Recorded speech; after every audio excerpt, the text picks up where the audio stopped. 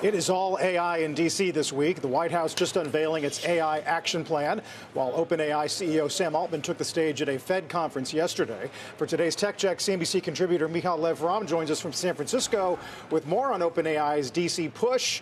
Michal, it's great to have you back, especially since we could use a hand kind of figuring out what this Washington strategy is going to look like. Thanks, Carl. Yeah, there's definitely a flurry of activity this week, but I think it's important to note that this is not the first time that Sam Altman has put on a suit and tie and willingly gone to D.C. to talk about AI, even about the risks of AI. So, OpenAI now announcing officially that it is opening up a D.C. office, but they've had a presence there. They've had about 30 people and growing. They've also been increasing their lobbying dollars, reportedly up 65% from Q1 of last year to Q1 of this year.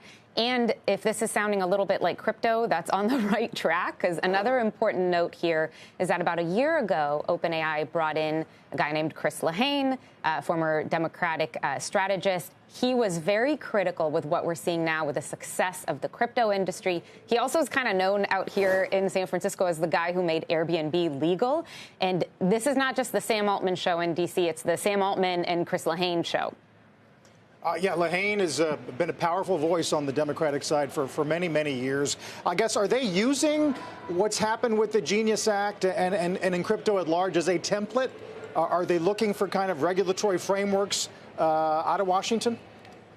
Yeah, I think there are definitely some similarities there. I mean, it's not apples to apples. The challenges and the opportunities that the crypto industry was facing are different from the AI industry. But I definitely think, you've got a guy like Chris Lehane driving the strategy here. There's going to be a bipartisan approach, just as there was with crypto. It's going to be grassroots. It's going to be kind of a traditional campaign. And they're figuring out who are the right audiences to get in front of, and they're talking to them. And really, part of the thinking with opening up this office is an opportunity to demystify AI. Obviously, there are very, very clear, concrete things that they're lobbying for, that they're pushing for when it comes to a federal framework, not state by state, access to energy, all that kind of stuff.